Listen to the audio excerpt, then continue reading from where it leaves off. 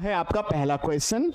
मैं यहाँ पर मार्कर को एक बार चेंज कर लेता हूं। क्वेश्चंस बोल रहा है कि वाइगॉत्स्की के अनुसार समीपस्थ विकास का क्षेत्र। अरे भाई, सभी लोग जानते हैं आप लोग कि वाइगॉत्स्की ने समीप दुरामुखी या समीपस्थ विकास का क्षेत्र, जिसको हम जोन ऑफ प्रॉक्सिमल डेवलपमेंट के नाम से जानते हैं, ये वो दायरा है जहां पर किसी वयस्क व्यक्ति के द्वारा थोड़ी सहायता देकर बालक की नॉलेज के विस्तार या दायरे को थोड़ा सा इंक्रीज कराया जाता है, या थोड़ी दूरी बच्चा और तय कर लेगा तो उसका दायरा बढ़ जाएगा। बच्चा उतना ही सीख पाएगा, लेकिन जो उसकी क्षमताओं में होगा उससे परे होकर काम कराओगे तो नहीं सीख पाएगा। तो अपनी क्षमताओं में ध्यान में रखते हुए उसके दायरे को थोड़ा सा इंक्रीज कराना, मदद के माध्यम से जो उसका दायरा है जो किसी वयस्क व्यक्ति की सहायता से बनता है, और बच्चा क्या काम स्वयं कर सकता है, दोनों जोन के अंतर को ही हम लोग जेडपीडी के नाम से जानते हैं। मुझे उम्मीद है कि आप समझ पा रहे होंगे। अध्यापिका के द्वारा दिए गए सहयोग की सीमा निर्धारित करना, नहीं भाई, ये बिल्कुल नहीं होगा आपका। बच्चे अपने आप क्या कर सकते हैं जिसका आकलन नहीं किया जा सकता। क्यों नहीं किया जा सकता? और जबकि जेडपीडी में समीपस्थ में हम ये देखते हैं कि बच्चा क्या कर सकता है और उसको सहायता के द्वारा बालक क्या कर पाएगा। तो दो चीजों के अंतर को हम लोग यहां पर सी वाला विकल्प है, सी फॉर कैलकाटा, यहां पर 100% राइट होगा कि बच्चे के द्वारा स्वतंत्र रूप से क्या किए जा सकने वाले तथा सहायता के साथ करने वाले कार्य के बीच के अंतर को हम लोग जेडपीडी के नाम से जानते हैं। बड़ा अफसोस है कि यहां पर आप लोग यहां पर डी आंसर दे रहे हैं। बड़ा अफसोस है कि आप लोगों का डी आंसर आ रहा है, यहां पर सी आंसर है। लगता है कि आप लोग जेडपीडी को नहीं समझ पाए। आइए यहां पर मैं जेडपीडी को थोड़ा बहुत समझाने का एफर्ट करता हूं।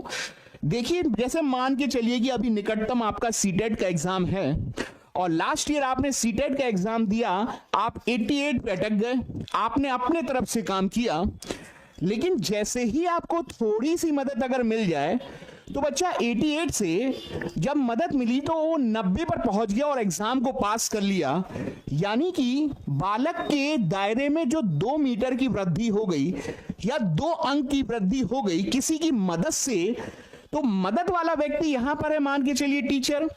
जबकि 88 तब आए थे जब बच्चे ने स्वयं, स्टूडेंट ने स्वयं एफर्ट किया था।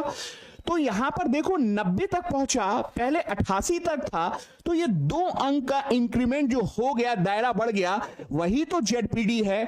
और 2 अंक का देखो, ध्यान से देखोगे, 90 में से 88 घटाओगे तब जाके आपको 2 प्राप्त होगा।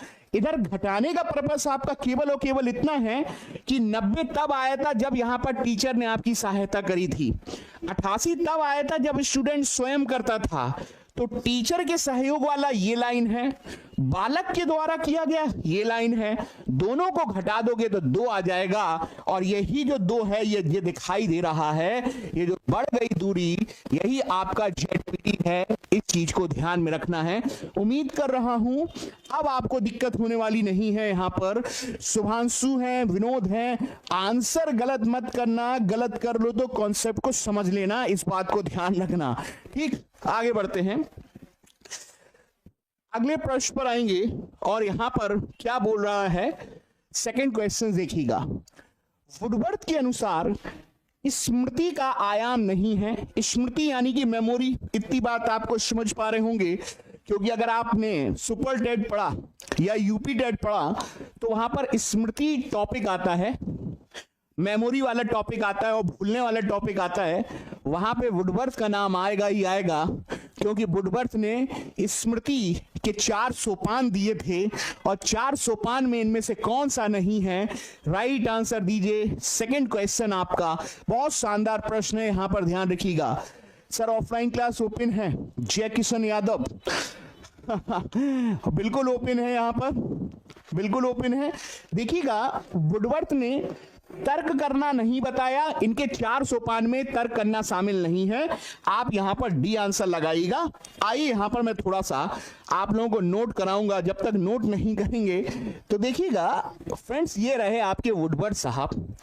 और वुडवर्ड साहब ने मेमोरी पर बात करी।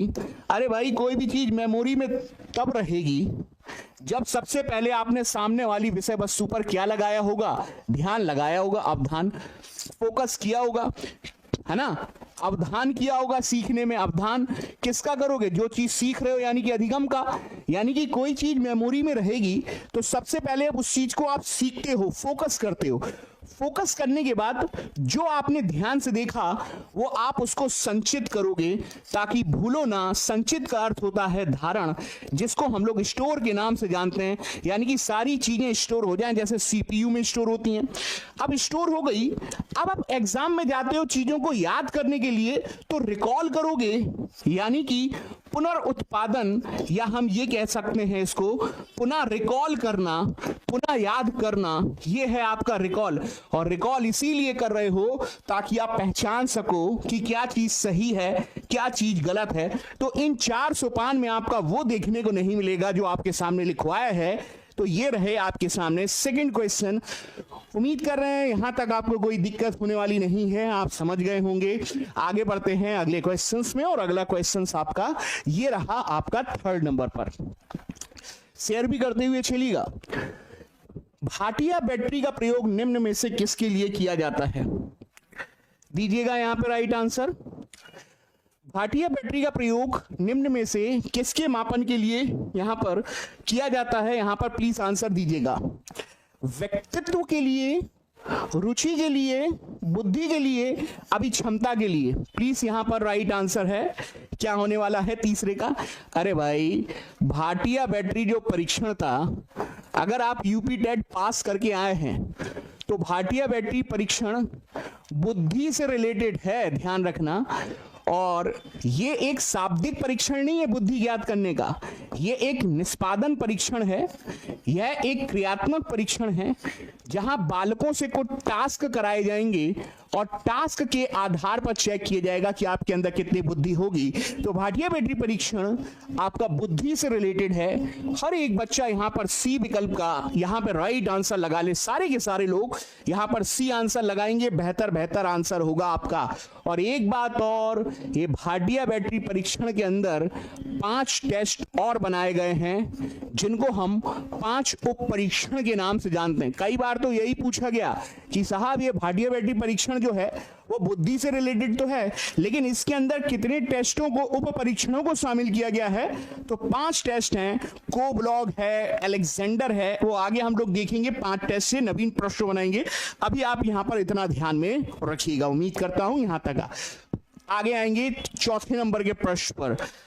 ज्योति है, आप लोग कमेंट करते रहिएगा, यहां पर ध्यान रखिएगा। बता नहीं रहे कि आप लोग कैसे हैं, सब ठीक ठाक, कुशल मंगल। ज्योति यहाँ पर, ऑफेक्स शुभांशु है यहाँ पर, हरिओम है यहाँ पर, ज्योति है। बच्चे यहाँ पर एक आप लोगों से विनम्र निवेदन है कि देखिएगा कि आप लोगों के लिए मैं यहाँ पर डेली प्रेजेंट होता हूँ, और मैं ही नहीं, मेरी पूरी टीम यहाँ पर आती है। ये आपको डिसाइड करना है कि आपके लिए क्या बेहतर है, कहाँ आपको गुणवत्ता से युक्त आपको सामग्री यहाँ पर परोसी जा रही है। तो अगर आपको लग रहा है तो प्लीज मेरा निवेदन स्वीकार करते हुए आप लोग इस चैनल को लाइक और शेयर जरूर करिएगा। आप ही के साथ और लोग भी जुड़ेंगे तो इससे हम लोग की भी ग्रोथ होगी यहाँ पर, इसलिए बोल रहा हूं मैं इस बात को। आगे बढ़ते हैं, चलिए। पियाजे के अनुसार पूर्व संक्रियात्मक, अरे साहब पूर्व संक्रियात्मक जो होता है 2 से 7 वर्ष का चरण है, और 2 से 7 वर्ष के चरण में बच्चे निम्न में से क्या कर पाते हैं? यहां पर ध्यान रखिएगा, दीजिएगा यहां पर 4थे में यहां पर राइट आंसर क्या होने वाला है? पियाजे के अनुसार पूर्व संक्रियात्मक चरण में बच्चे निम्न में से क्या कर पाते हैं? देखते हैं कितने लोग यहां पर राइट आंसर देंगे। क्या कर पाते हैं? 2 से 7 वर्ष की बात है। प्रतिलोम का अर्थ पता है क्या होता है? पलट देना, और पलटाभी वाली विशेषता 2 से 7 में नहीं आती, 7 से 11 में आती है। पलटाभी का अर्थ होता है, जैसे मैं आपसे बोलूं भारत की राजधानी दिल्ली, अब एक 7 से 11 वर्ष का बच्चा होगा, इसको पलट सकता है, दिल्ली भारत की राजधानी है। तो ये पलटने का, जिसे हम प्रतिलोम या रिवर्स कहते हैं, रिवर्स की विशेषता 2 से 7 में नहीं होती, 7 से 11 में होती है। तो ये तो हो ही नहीं सकता। अरे क्रम से लगाना, और वर्गीकरण करना ये भी 7 से 11 में है, मूर्त में है, ये भी नहीं हो सकता। कंजर्व करना, संरक्षण करना, ये भी आपका 7 से 11 में है, मूर्त में है। यानी कि सिंपल और सिंपल फंडा है कि बच्चे 2 से 7 वर्ष में, जैसा कि आपने देखा होगा, गुड्डे गुड़िया, चल मेरे घोड़े, टिक टिक टिक, हाथी, याद है भानु प्रताप वाली मूवी थी चल मेरे घोड़े, याद हो आ रहा होगा आप लोगों को से, गुड्डे से दुल्हन, दूल्हा दुल्हन वाले जो खिलौने जो होते हैं, झाड़ू पर बैठ के उड़ जाना, ये आपके प्रतीक बन जाते हैं, आपके ध्यान रखिएगा। तो प्रतीकों के द्वारा मस्तिष्क में प्रतीक धारण करना, उन प्रतीकों का इमेज बना लेना, इनके द्वारा खेल आपको देखने को मिलेंगे आपके 2 से 7 में, पूर्व संक्रियात्मक में। इसलिए आपका बी विकल्प आपका बिल्कुल और बिल्कुल यहां पर सही होने वाला है। सारे के सारे लोग यहां पर लगा लेंगे। ठीक, आगे बढ़ते हैं, अगले प्रश्न पर आएंगे। 5वें प्रश्न पर आते हैं। यहां पर कोहलबर्ग बोल रहा है, यहां पर कोहलबर्ग के अनुसार किस स्तर पर निर्णय केवल व्यक्ति की अपनी आवश्यकताओं और धारणाओं पर आधारित होता है? यहां पर ध्यान से दीजिएगा। कोहलबर्ग के अनुसार किस स्तर पर निर्णय केवल व्यक्ति की अपनी आवश्यकताओं और धारणाओं पर आधारित होगा? यहां पर 4 विकल्प आपके सामने हैं और 4 विकल्प है। यहां पर राइट आंसर देने का एफर्ट करेंगे। देखो, व्यक्ति केवल और केवल अपनी आवश्यकता देख रहा है। अपनी आवश्यकता यानी कि अपना स्वार्थ, यानी कि अपना हित। मम्मी ने जैसे बोला कि ये काम कर दो बाजार से, तो बच्चे ने बोला मुझे बदले में क्या मिलेगा। तो बच्चे स्वार्थ से केंद्रित हैं, ईगो सेंट्रिक हैं। कोई ने कुछ बोला तो बोलेगा मुझे बदले में क्या मिलेगा, यानी कि ईगो सेंट्रिक, स्वयं का स्वार्थ, आत्म केंद्र को ध्यान में रखते हुए आदान प्रदान वाली बात की गई है। यहां पर क्या आंसर होने वाला है, प्लीज आंसर देंगे। औपचारिक तो कोहलबर्ग ने बताया ही नहीं है। यहां पर राइट आंसर है कितने लोगों का, देखते हैं कितने लोगों का सही आ रहा है, यहां पर देखेंगे। अरे भाई, ए विकल्प आपका बिल्कुल और बिल्कुल 100% आपका सही होगा। सारे के सारे बच्चे यहां पर ए फॉर एप्पल यहां पर राइट आंसर लगाए। देखते हैं कितने लोगों का ए आ रहा है। ए आ रहा है। अरे भाई याद करिएगा, मैं अगली स्लाइड में बना के दिखाता हूं, यहां पर बिल्कुल याद आएगा। ये लिखा हुआ है पूर्व प्रथागत कोहलबर्ग का लेवल 1, ये लिखा है कोहलबर्ग का पूर्व परंपरागत। ठीक है, इसको बॉस हमने 2 भागों में बांटा था, याद करिए। ये स्टेज 1 है, ये साहब आपका स्टेज 2 है। स्टेज 1 में तो बच्चा दंड से बचने के लिए क्या करता था, बातों को मान लेता था। जबकि यहां पर देखिएगा, इसको हम लोगों ने बोला था आदान प्रदान के नाम से, इसको बच्चे हमने यांत्रिक सापेक्ष के नाम से जाना था, और इसी वाले को हम लोग स्वार्थ के नाम से जानते हैं। बच्चा केवल और केवल अपना स्वार्थ, अपनी आवश्यकता, या इसी वाले को हम लोग टिट टैट के नाम से जानते हैं, जैसे को तैसा। यानी कि ध्यान रखना, कल तुमने मेरे को पराठा दिया था, आज मैं तुमको दूंगा। आदान प्रदान, स्वार्थ, अपनी आवश्यकता को ध्यान में रखते हुए। अब आप लोगों को मुझे लगता है आंसर मिल गया होगा। इसी के साथ आप लोग राइट आंसर लगाएंगे। पूर्व प्रथागत या पूर्व परंपरागत या पूर्व नैतिक की अवस्था यहां पर ध्यान रखेंगे। ठीक, अब क्वेश्चंस को अगर आप ध्यान से देखेंगे, यहां पर आप कर लिए होंगे, आंसर लगा लिया होगा, आगे पे आएंगे। चलिए अगले प्रश्न पर आइएगा। यहां पर क्या बोल रहा है, देखो, बोलता है यहां पर क्रेसमन ने व्यक्तित्व को निम्न में से किस प्रमुख प्रकार में वर्गीकृत किया है? यहां पर 4 विकल्प आपके सामने हैं और यहां पे right right right right answer देंगे तो बहुत अच्छा होगा। यहां पर सारे के सारे लोग छठे में, यहां पर क्या आंसर होने वाला है? क्रेचमन ने व्यक्ति को निम्न में से किस प्रमुख प्रकार में वर्गीकरण किया है? अरे भाई, सेल्डन और क्रेचमर, पूजा यादव है यहां पर, आइए यहां पर सेशन में जुड़ जाइए। छठे का आंसर क्या रहा है? पूजा, कुलदीप, बिल्कुल बात सही है। अरे भाई, एक नाम आपने देखा होगा, सेल्डन हुआ करता था। दूसरा ध्यान में रखिएगा, एक क्या होता है आपका, क्रेचमर हुआ करता था। इन दोनों ने ही शरीर की कद काठी बनावट के आधार पर कि आप मोटे हो पतले हो, उसके आधार पर अपना सिद्धांत दिया था, तो दुर्बल भी है, सुडौल भी है, गोलकाय भी है, यानी कि सारे के सारे लोग यहां पर शामिल किए जाएंगे। सारे बच्चे यहां पर देख पा रहे होंगे, सटीक आंसर दीजिएगा। मुझे उम्मीद है कि आप लोगों का यहां पर छठे का यहां पर डी बिल्कुल और बिल्कुल सही आएगा। आगे बढ़ते हैं, यहां पर 7वें नंबर का क्वेश्चन है। 7वें नंबर का क्वेश्चन है, यहां पर क्या बोल रहा है दीजिएगा प्लीज प्लीज प्लीज। यहां पर राइट आंसर क्या होने वाला है, निम्न में से किसने व्यक्तित्व की एक विशेषता सिद्धांत ट्रेड थ्योरी प्रस्तावित नहीं की? किसने ट्रेड थ्योरी नहीं दी थी? 7वां प्रश्न है, ज्योति है यहां पर, सारे लोग यहां पर आंसर देंगे। यहां पर क्या होने वाला है,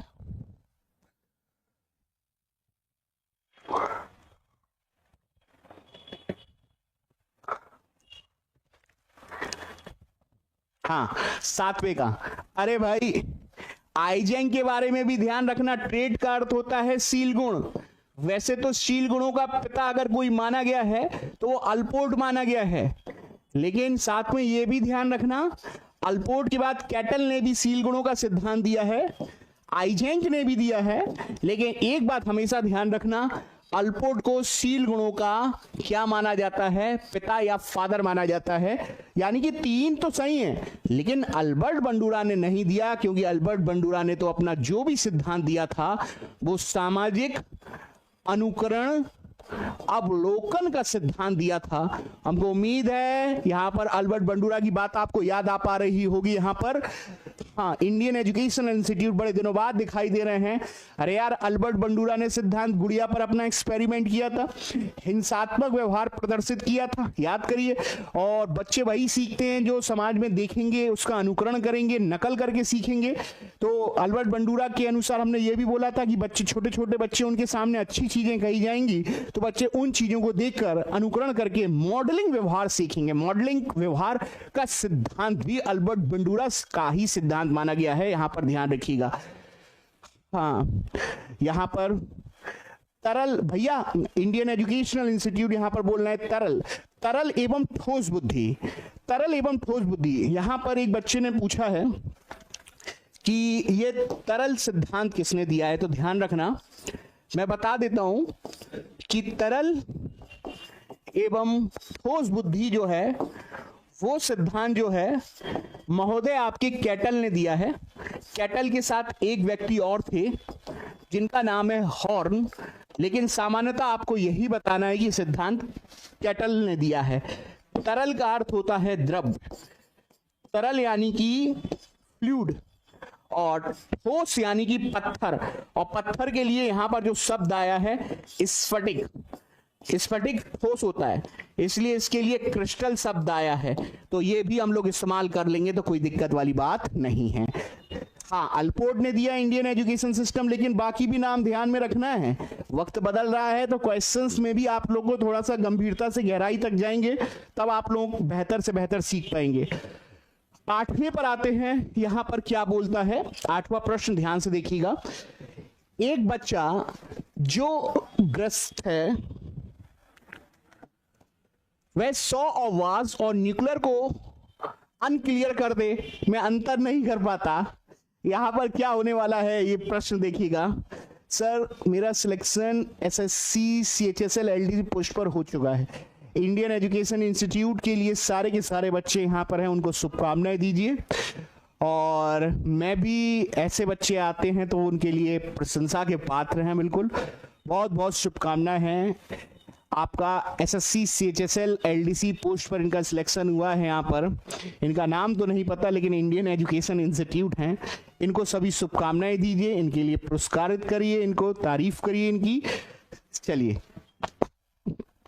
क्या आंसर होने वाला है यहाँ पर? अरे सीधी सी बात है, अरे बच्चे थोड़ा सा ध्यान से, डिसलेक्सीमिया ये गलत है, प्रोनाउंसिएशन पे जाइए। यहाँ पर ये आपका डिसलेक्सिया होगा। देखो पढ़ने में कितना गड़बड़ हो रहा है। डिसलेक्सीमिया नहीं, केवल और केवल डिसलेक्सिया। हो गया गड़बड़ यहाँ पर छोटी सी मिस्टेक से, छोटी सी मिस्टेक बच्चे यहाँ पर क्या करके उनको लगा ये भी डिसलेक्सिया लिखा हुआ है, ये भी डिसलेक्सिया, डिसलेक्सिया डी वाला लिखा हुआ है, ऊपर जाइए डिसलेक्सीमिया, गड़बड़ हो गया, केवल और केवल डिसलेक्सिया यहाँ पर राइट आंसर होगा। थोड़ा सा ध्यान दीजिएगा। अब भाई डिसलेक्सिया में होता क्या है, सामने हम लोग जब कुछ पढ़ते हैं इसको क्या बोलते हैं हम लोग, डिसलेक्सिया को पठन वैकल्य। और जब एक बात बताओ, जब पढ़ोगे तो पढ़ क्या रहे हो, वो शब्द ही तो हैं, वो शब्द क्या है, वर्तनी तो है, यानी कि पढ़ने की दिक्कत, क्योंकि पढ़ते समय जो आप पढ़ रहे हो और वो जो शब्द पढ़ रहे हो वो है क्या, चिन्ह, यानी कि ध्वनि का चिन्ह के साथ कॉम्बिनेशन नहीं बन पाता, और ना बन पाने के कारण आपको शब्द उल्टे सीधे नजर आते हैं। जैसे 100 का आप वॉस पढ़ोगे, ये आपका एग्जाम्पल बिल्कुल फिट हो गया, ये आपका डिसलेक्सिया से है। और ध्यान रखना, मॉर्फिया का अर्थ तो बनावट से रिलेटेड होता है, जब किसी का आकार बनावट में अचानक से कुछ परिवर्तन होने लगे या भ्रम होने लगे तो वो आपका उससे रिलेटेड है, डिसमॉर्फिया से। इस बात को ध्यान में रखिएगा। उम्मीद कर रहे हैं यहां पर आपको बात समझ में आ गई होगी। आगे बढ़ते हैं, 9वें नंबर का प्रश्न है, और 9वें नंबर का प्रश्न है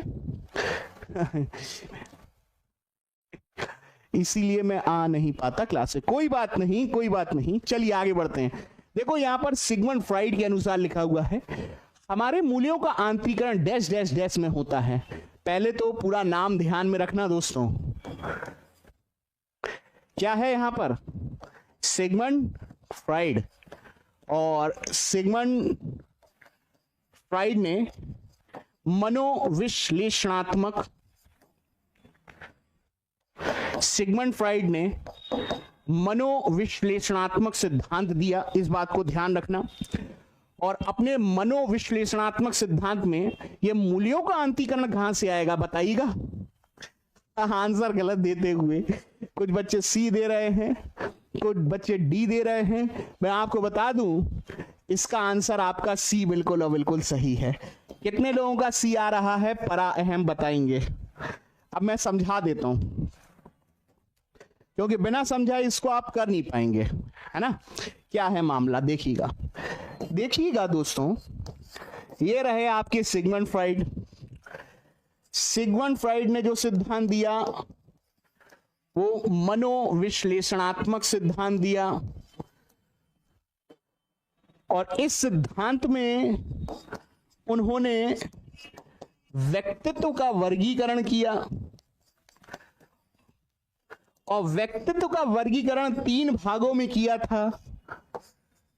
एक व्यक्ति की 3 स्थिति बताई थी, 1, ये 2, ये 3।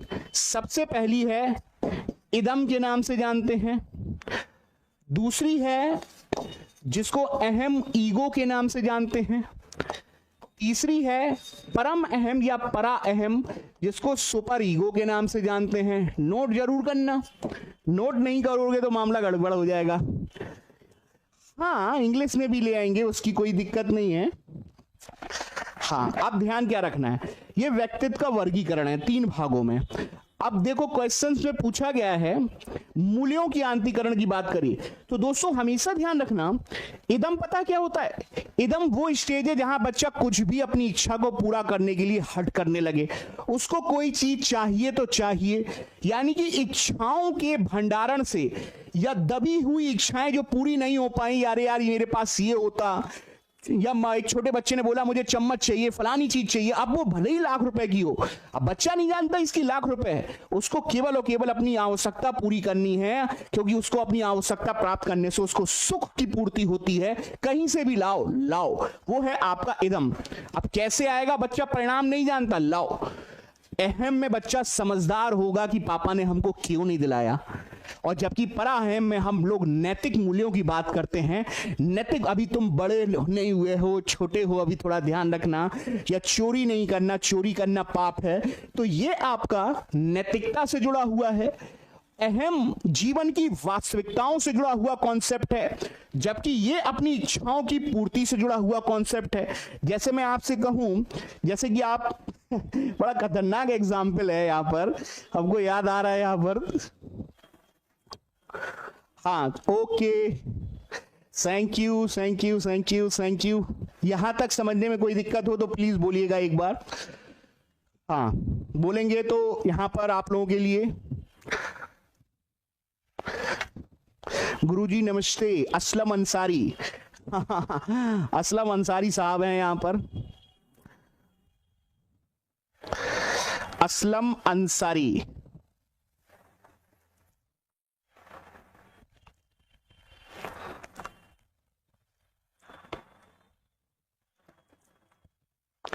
असलम अंसारी गुरुजी, सीटेट वालों को भी ध्यान दीजिए। क्या कहें अब हम आपसे, ध्यान रखा जाएगा।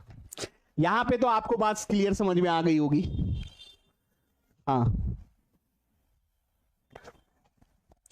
यहां तक कोई दिक्कत है, यहां तक समझ में आ गई ना। अब जैसे मैं आपसे कहूं बैंक का ताला तोड़ दिया हमने, हमने परिणाम की चिंता करी नहीं, क्या मिला? पैसा। पैसे से क्या मिला? सुख, आवश्यकता, कुछ भी कर सकते हैं पाने के लिए, वो इदम है इच्छाओं का भंडारण से। अहम में हम चोरी नहीं करेंगे क्योंकि चोरी करी तो हमको सजा हो सकती है, तो हमको वास्तविकता पता है क्या सही क्या गलत। जबकि सुपर ईगो में, परा अहम में हम नैतिक मूल्यों की बात करते हैं, चोरी करना पाप है, नैतिकता के विरुद्ध है, ऐसी चीजों को ध्यान रखना, अध्यात्म भरी बातें वो आपका परा अहम में आएंगी। ठीक है, नहीं है, सब है यहीं पर। चलिए आगे बढ़ते हैं, आगे बढ़ते हैं। यहां पर 10वें नंबर का क्वेश्चन है, प्याजे के अनुसार अहम केंद्रता क्या है? अहम केंद्रता ईगो सेंट्रिक, बालक अपने आप में। अब भाई अब यहां पर देखते हैं कितने लोग सही करते हैं। 10वें प्रश्न का आंसर मैं देखना चाहूंगा कि कितने महोदय हमारे यहां पर सही करने वाले हैं। प्लीज प्लीज प्लीज यहां पे right right right right right answer देगा। क्या आंसर होने वाला है यहां पर 10वें नंबर का? क्या होगा?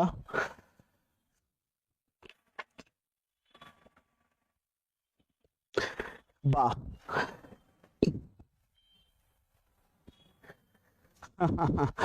Thank you thank you thank you thank you. चलिए यहां पर भी आपका 100% राइट है। अरे भाई एक बात बताओ, एक बच्चा गोल गोल घूम रहा है, खड़ा, छोटे बच्चे को देखा होगा गोल गोल घूमते दौड़ते हैं तो मजा आता है उनको, खुश मुस्कुराएंगे। अब वो मम्मी को भी गोल गोल घुमाए तो मम्मी तो गोल गोल घूम के बेहोश हो जाएंगी ना। यानी कि खुद को मजा आए तो जरूरी क्या है, मम्मी को भी मजा आए। यानी कि अपनी बात वो दूसरों पर आरोपित कर रहा है कि उससे सही लग रहा है तो संसार को भी सही लगेगा। अगर वो गोल गोल घूम रहा है तो सब कुछ गोल गोल घूमेंगे। यानी कि अपने आप को सेंटर में रखते हुए विचार गढ़ना, अपने आप को सही रखना या दूसरे के विचार या बात को स्वीकार ना कर पाना ईगो सेंट्रिक है। जो प्याजे ने बताया था कि बच्चे 2 से 7 वर्ष में पूर्व संक्रियात्मक अवस्था में, ध्यान रखिएगा, प्री ऑपरेशनल में ईगो सेंट्रिक होते हैं। वो केवल और केवल स्वार्थ, अपनी आवश्यकता को ध्यान में रखते हुए अपनी बात को सही बताएंगे। जैसे मैंने एग्जाम्पल दिया, आप सही कर पा रहे होंगे यहां पर। ठीक है, थैंक यू। चलिए अब आप लोग आंसर कर लिए होंगे। संवेदी गामक आप जानते हैं 0 से 2 वर्ष में बच्चा सुनकर, देखकर, स्मेल के द्वारा, टच के द्वारा, स्पर्श के द्वारा, इन 5 ज्ञान इंद्रियों से सीखता है। बोतल को पकड़ेगा तो उसके साथ क्रिया करेगा, मुंह में चूसेगा, आपने देखा होगा ना। तो इन इंद्रियों से सीखने की एक्टिविटी संवेदी गामक। आगे बढ़ते हैं, यहां पर 11वें नंबर का प्रश्न है। यह अच्छा प्रश्न है, देखते हैं कितने लोग यहां पर सही कर पाएंगे। उम्मीद तो है कि आप लोग सही कर ले जाएं। 11वें नंबर का प्रश्न, सर्वाधिक उपयुक्त जीवित रहता है का सिद्धांत किसने दिया? आप देखते हैं यहां पर कितने लोग यहां पर सही कर पा रहे हैं, कितने लोग सही कर पाएंगे। 11वें नंबर का क्वेश्चन जो है, क्या होगा सही?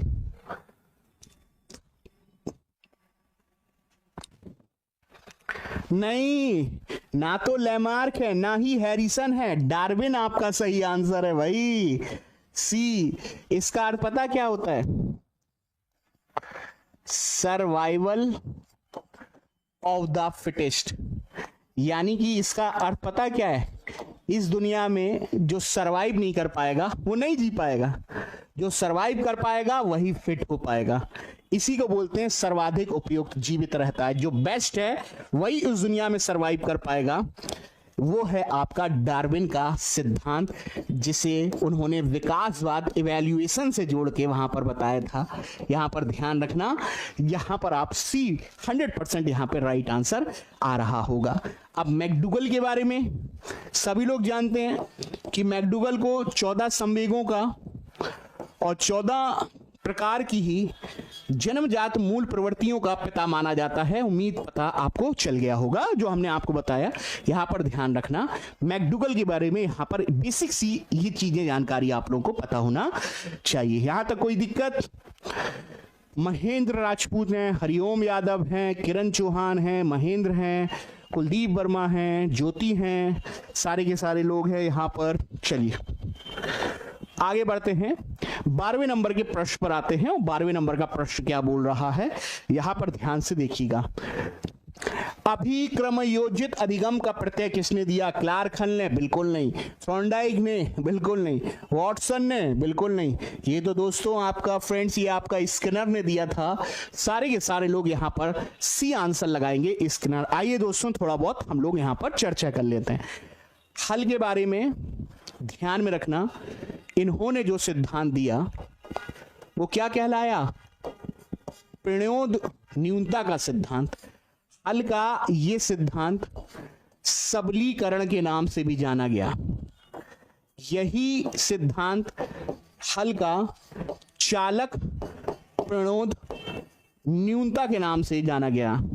इतनी बात आप, और हल पहला व्यवहारवादी व्यक्ति था, ध्यान रखना, पहला व्यवहारवादी जिसने अपनी व्यवहारवादी बातों को सिद्ध करने के लिए गणित के कुछ सूत्रों का, गणित की कुछ प्रमेय का इस्तेमाल किया था। इस बात को ध्यान में रखेंगे। यहां तक कोई दिक्कत? कोई? आप थॉर्नडाइक के बारे में हम लोग कई बार आप लोगों से चर्चा कर रखे हैं कि थॉर्नडाइक तो वो थे जिन्होंने एसआर का सिद्धांत दिया, उद्दीपक अनुक्रिया का सिद्धांत दिया और बताया कि गलती कर करके सीखते हैं, सीखने में गलती करेंगे ही करेंगे अभ्यास के दौरान, जिसको हम ट्रायल एंड एरर के नाम से, और एजुकेशन में एजुकेशनल साइकोलॉजी के पिता के रूप में अगर किसी का नाम आएगा, शिक्षा मनोविज्ञान के पिता के रूप में अगर किसी का नाम आएगा, तो आप ध्यान रखिएगा वहां पर थॉर्नडाइक का नाम आता है, क्योंकि सीखने के नियम अगर किसी ने सबसे पहले दिए थे ना, तो वो आपका थॉर्नडाइक ने दिए थे। 3 प्राथमिक नियम थे, कुछ गौण नियम थे। ये किससे रिलेटेड है? आपका थॉर्नडाइक से रिलेटेड है, जो ध्यान रखना। और वॉटसन तो वो व्यक्ति था, तुम मुझे बालक दो, मैं बालक को इंजीनियर, डॉक्टर, ऐसे कैसे बना दूंगा भाई।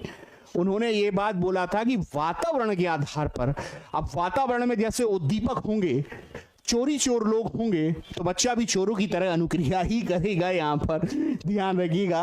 उम्मीद कर रहे हैं यहाँ पर आप बात बिल्कुल बात सही है। हल ने पुनर्बलन का सिद्धांत दिया, वही पुनर्बलन का सिद्धांत प्रणोद न्यूनता, सबलीकरण या चालक प्रणोद। और हल ने कहा था कि इंसान के जीवन में जब आवश्यकता की पूर्ति नहीं, कमी हो जाए, तो ये कमी इंसान को तनाव पैदा करती है और इंसान घर से निकलकर कुछ करने के लिए क्या होता है? प्रेरित होता है। बिल्कुल बात सही है।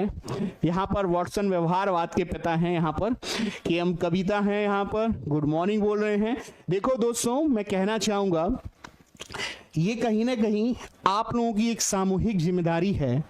केएम कविता हैं और भी जो लोग आ रहे हैं, मैं यकीन के साथ इतना तो कह सकता हूं कि आप ज्ञान गंगा में एक बार शामिल होइए और आप एक बार लेक्चर सेशन देखिए। देखिएगा कभी कभार जो हम देखते हैं वो पूरी हकीकत नहीं होती, कभी कभार जो देखते हैं वो हकीकत नहीं होती। स्टारडम के चक्कर में वो बात भी ठीक है, बट लेकिन गुणवत्ता अगर आप पे आप जाओगे तो ज्ञान गंगा में आपको बेहतर मिलेगा। और अगर बेहतर मिल रहा है तो आप ज्यादा से ज्यादा लोग अपने फ्रेंड सर्किल को एक बार कहिए, शामिल करिए। देखिए, शामिल करने का पर्पस केवल इतना रहता है कि एक उत्साह बना रहता है आप लोगों के प्रति। आप लोग आइए तो सही, इतने नवीनतम प्रश्न कराए हैं पिछले कुछ समय से। और रही बात बाइलिंगुअल की, वो भी हो जाएगा, कोई बिल्कुल बड़ी बात नहीं है, लेकिन शामिल तो हुई लेट मत होइए। आप लोग डेली टाइम पर आइए, आप जो बोलेंगे, आपके जो बोलेंगे उसके अनुसार काम किया जाएगा, लेकिन आइए तो सही, शामिल तो होइए तो सही। चलिएगा 13 नंबर पर आते हैं। यहां पर क्या बोल रहा है? आकलन उद्देश्यपूर्ण होता है, इससे विद्यार्थियों और शिक्षकों को फीडबैक प्राप्त हो। ठीक है, अगर मैं आपका आकलन करूं और आकलन इस प्रकार का हो कि आपको फीडबैक भी मिल जाए और टीचर को मिल जाए तो अच्छी बात है। ठीक है, यह केवल एक बार वर्ष के अंत में हो, गलत बात है। आकलन तो लगातार चलता है, सतत होता है, अंत में बिल्कुल योगात्मक सही नहीं होता। विद्यार्थियों की उपलब्धियों में अंतर करने के लिए तुलना मूल्यांकन करना। तुलना मूल्यांकन नेगेटिव वर्ड है और आकलन में हम लोग तुलना वर्गीकरण नहीं करते, ध्यान रखना। अब आते हैं चौथे विकल्प पर, इसमें विद्यार्थियों में भय और तनाव का संचार हो। बिल्कुल बात गलत है, यहां पर ए बिल्कुल सही है, क्योंकि यहां पर जो आकलन पूछा गया है वो आपका रचनात्मक टाइप का है। रचनात्मक को हम निर्माणात्मक के नाम से जानते हैं, ये नोट जरूर करिएगा, क्योंकि इसी को हम लोग फॉर्मेटिव बोलते हैं। फॉर्मेटिव कहिए या रचनात्मक कहिए या निर्माणात्मक कहिए या एसए आकलन का प्रकार जो आपका लगातार चलता है, ना प्रारंभ में ना अंत में, जीवन भर क्लास के अंदर और क्लास के बाहर, जहां पे हम अंक की बात नहीं करते, करके सीखने की बात करेंगे, यहां पर ध्यान रखना।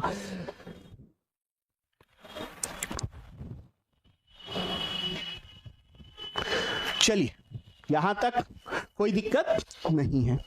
आगे आएंगे, यहां पर आ गया 14 नंबर का। हाँ, बहुत बढ़िया प्रश्न है ये वाला।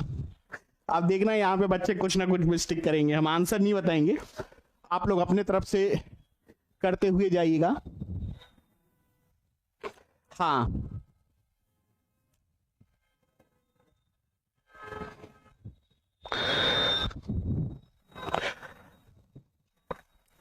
अभिक्रमित अनुदेशन, देखते हैं कितने लोग देते हैं सही आंसर इसका। 14 का देखो, पहले तो बी और सी हटा दो। अगर बच्चे ने यहां पर ए आंसर दिया है तो बिल्कुल और बिल्कुल सही है, बिल्कुल और बिल्कुल आपका ए राइट है। क्यों? ये देखो, ये क्या लिखा है, क्लासिकल। अरे भाई, क्लासिकल कंडीशनिंग जो है ना, उसको हम क्लासिकल यानी कि प्राचीन अनुबंधन के पिता तो पावलोव माने जाते हैं। पहली बात ये ध्यान रखना, क्लासिकल कंडीशनिंग कहिए या प्राचीन अनुबंधन जिसके पिता पावलोव।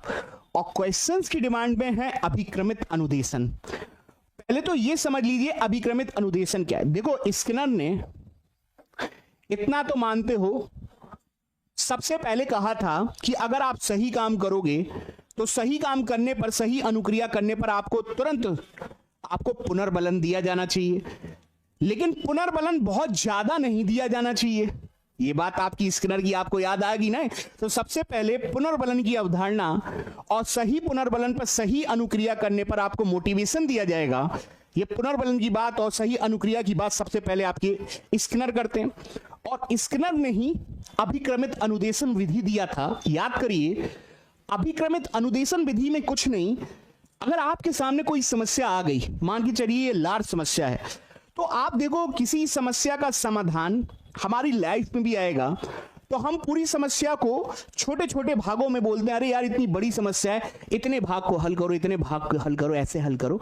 तो स्किनर का अभिक्रमित अनुदेशन ये बोलता है कि किसी बड़ी समस्या को हम छोटे छोटे भागों में तोड़ लें।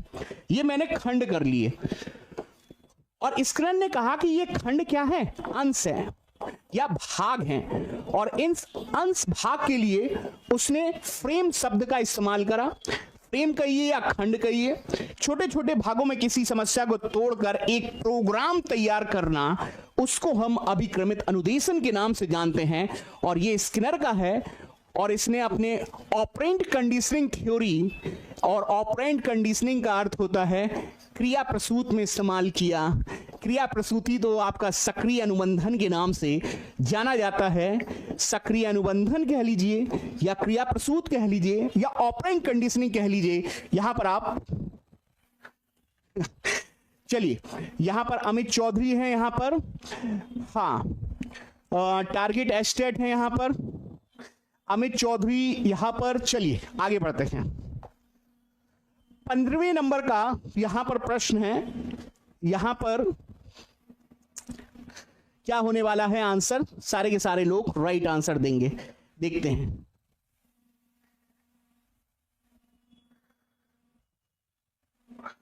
चलिए 15 नंबर का प्रश्न है, निम्न में से कौन सा वंशानुक्रम का नियम नहीं है? कौन सा वंशानुक्रम का नियम नहीं है? समानता का नियम, भिन्नता का नियम, प्रत्यागमन का नियम, अभिप्रेरणा का नियम। यहां पर 4 विकल्प आपके सामने हैं और 4 विकल्प यहां पर राइट आंसर देंगे तो बहुत अच्छी बात होगी। अमित चौधरी बोल रहे हैं, महेंद्र भाई मेरा सीडीपी सबसे अच्छा है। ओके, अरे चलिए सारे के सारे लोग आंसर देंगे। पूजा मिश्रा हैं यहाँ पर, अमित चौधरी हैं। क्या आंसर होने वाला है यहाँ पर? इज राइट भाई। 15वें में क्या होने वाला है यहाँ पर? चलिए सारे के सारे लोग आंसर देंगे। देखो भाई, बीजमैन का नाम आपने सुन रखा होगा, बीजमैन का नाम सुने होंगे।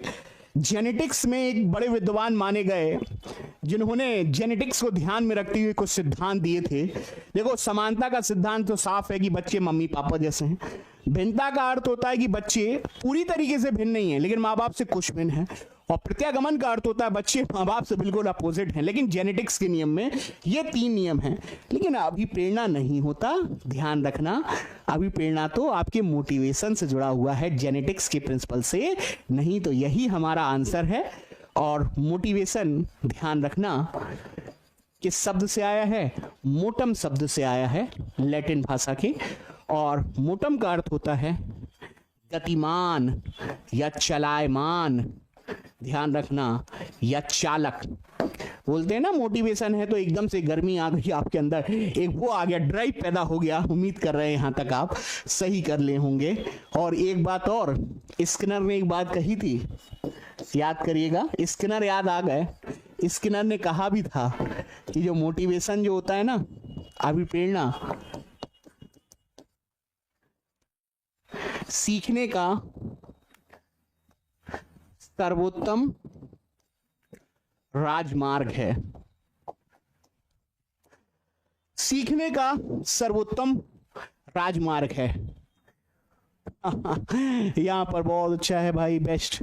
महेंद्र राजपूत हैं, अमित चौधरी। अरे यहाँ पर सारे के सारे बच्चे, ये जो डेफिनेशन बोला ना, आप मान के चलिएगा, बहुत इंपॉर्टेंट है, बहुत बहुत बहुत इंपॉर्टेंट है। लास्ट ईयर भी आया था आपके एग्जाम में, तो एग्जाम के पॉइंट ऑफ व्यू से ध्यान रखिएगा। स्किनर का मानना है कि जो अभिप्रेरणा है ना, सीखने का सर्वोत्तम राजमार्ग है। अगर आपको कोई चीज सीखना है तो उसके लिए सबसे पहले भीतर से उत्सुकता, मोटिवेशन का होना मस्ट फंडामेंटल है यहाँ पर। ठीक, यहाँ पर आप सही कर पा रहे होगे। आगे बढ़ते हैं, 16वें नंबर के प्रश्न पर आएंगे। आगे बढ़ते हुए बच्चे थोड़ा सा सेशन को शेयर करते हुए चलिएगा। और मैं उम्मीद के अनुसार आपके साथ कहना चाहूंगा कि अगर आप यकीन में यहां पर सीखना चाहते हैं तो मैं आपसे इतना तो जरूर कहूंगा कि आप कहीं भी पढ़ लीजिए और सबसे बाद में यहाँ पर आ रहे हैं तो कुछ समय तो यहाँ पर व्यतीत करिए। अमिताभ बच्चन कहते भी हैं, कुछ दिन गुजरात में गुजारो तो सही। हम तो केवल इतना ही करेंगे, आप 3 से 4 यहाँ पर गुजारो तो सही। 1 2 दिन, 3 4 5 दिन, तो धीरे धीरे सब कुछ सही होने लगेगी। ठीक है। हाँ, आपस में किसी को चर्चा मत करो, कोई कम ज्यादा नहीं होता, सब इस दुनिया में हम लोगों की तरह। एक बात ध्यान रखना दोस्तों, हम लोग कभी कभार, आपकी और मैं अपनी ही बात कर रहा हूं, पता नहीं हम लोग अपने आप को कभी कभार ब्रह्म समझने लगते हैं। ब्रह्म समझने का अर्थ है कि हम समझने लगे कि हम सर्वोपरि हैं, महादेव हैं। ऐसा नहीं है भाई। हम और आप जैसे लोग पता नहीं कितने हैं, किसी को कम नहीं समझना है ना। और अगर हम अपने आप को ही समझने लगे तो ये अहंकार वाली बात होगी। आप लर्निंग के प्रोसेस में हैं, चाहे वो आप हो चाहे हम हो। और लर्निंग यही कहती है कि समझदार परिपक्व व्यक्ति वही है जो जीवन भर सीखे, ना कि ये दिखाए कि भाई हम ही को ही सब कुछ आता है। ये नकारात्मक भाव है, नकारात्मक एटीट्यूड, सोच, अभिवृत्ति से बचिए दोस्तों। ठीक है, ये विनाश करती है। तो आप जैसे और हमारे जैसे बहुत हैं, तो लर्निंग करिए, ये मत देखिए। हाँ, ये बात सही है। हाँ, ये बात अमित चौधरी जी की बिल्कुल सही है। चलिए आगे बढ़ते हैं। यहां पर हाँ, क्या आंसर आएगा ना? ऐसा नहीं बोल रहा है, आपस में इस तरह की जिक्र मत करिए दोनों लोग। इसका आंसर कितने लोगों ने ए लगाया? कितने लोगों का ए आंसर आ रहा है? ए आया? ए आ रहा है? ए आ रहा है, आया ए। चलिए देखिएगा, सामान्यता आप जानते ही हैं 46 गुणसूत्र हैं। पेयर कितने हुए? 23। अगर आप जेनेटिक्स में जाएंगे, बायोलॉजी में, तो जो हमारा 21वां पेयर है, ध्यान देखिएगा, हर पेयर में 2 होते हैं, लेकिन जब कोई फीमेल माता के 21वें पेयर में 2 तो रहेंगे, 2 के स्थान पर वहां पर 3 गुणसूत्र हो जाएं, तो 3 होने के कारण इसको त्रिगुणसूत्री के नाम से या अंग्रेजी में ट्राइसोमी के नाम से जानते हैं। ये एक बेहतर स्थिति नहीं है। ऐसी मां से जो संतान का जन्म होता है वो अनेक सिंड्रोम से युक्त है, और ऐसे बालकों में आपको डाउन सिंड्रोम या मानसिक बीमारी या सर बड़ा हुआ या बच्चे छोटे हुए प्रॉब्लम आपको देखने को मिलेगी। यहां पर लगा लीजिएगा, राइट आंसर आपके पास आ गया होगा। ठीक है, चलिए 17वें नंबर के प्रश्न पर आते हैं। यहां पर 17वें नंबर का प्रश्न क्या बोल रहा है? मैकडूगल के अनुसार प्रत्येक मूल प्रवृत्ति से संबंधित होता है संज्ञान, संवेग, संवेदना, चिंतन। आगे आएंगे यहां पर।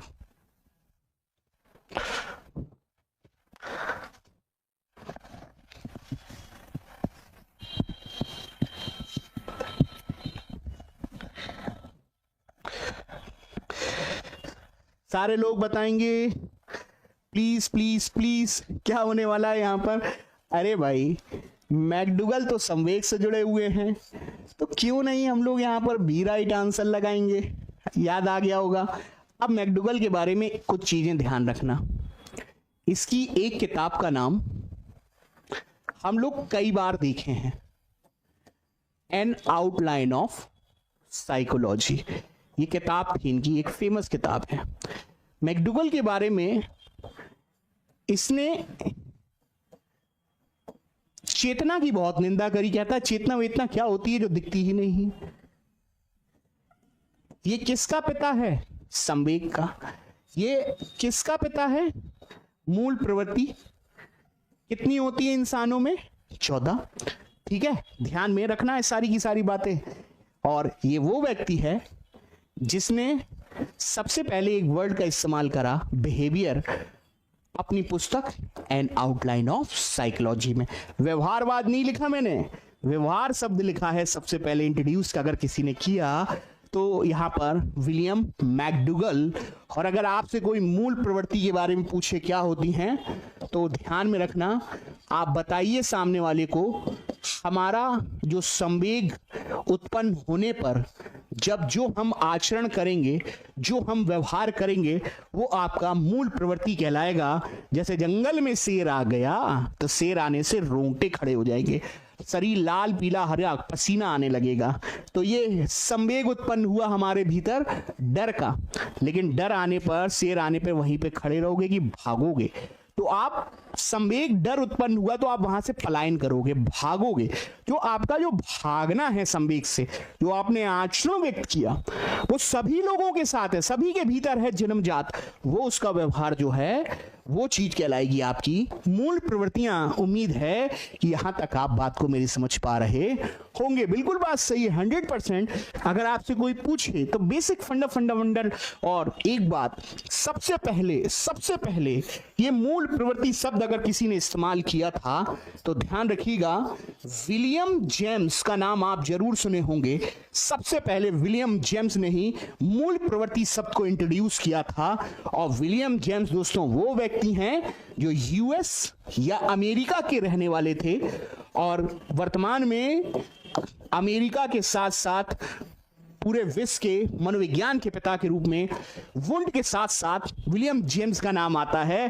उम्मीद है यहां तक आप बात को पकड़ पा रहे होंगे। तो विलियम जेम्स का नाम ध्यान रखिएगा।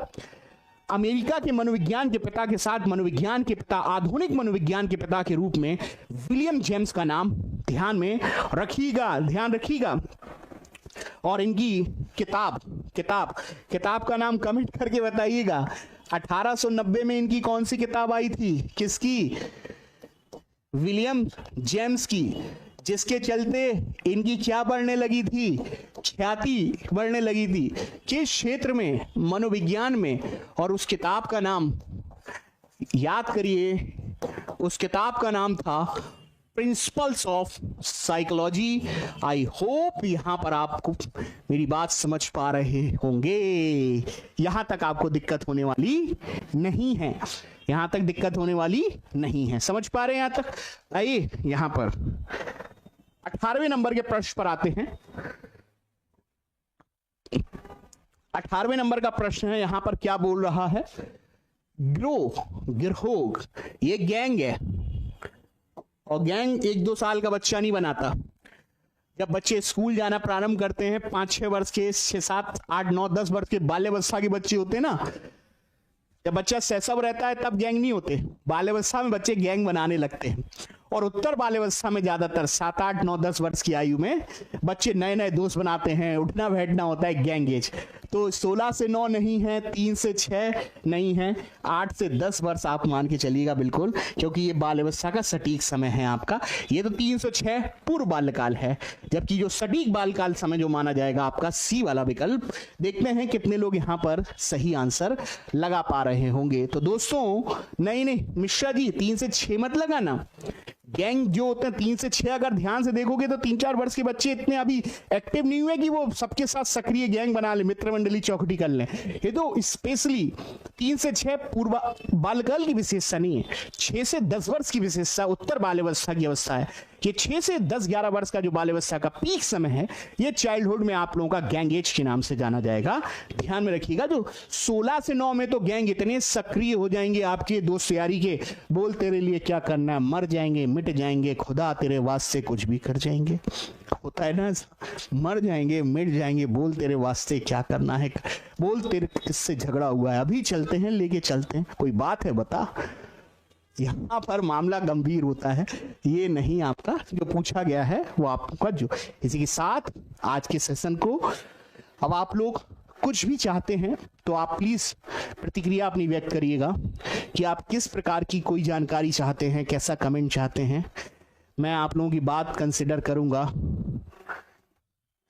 तो आपकी बात कंसिडर करेंगे आप लोगों की, कुछ भी दिक्कत हो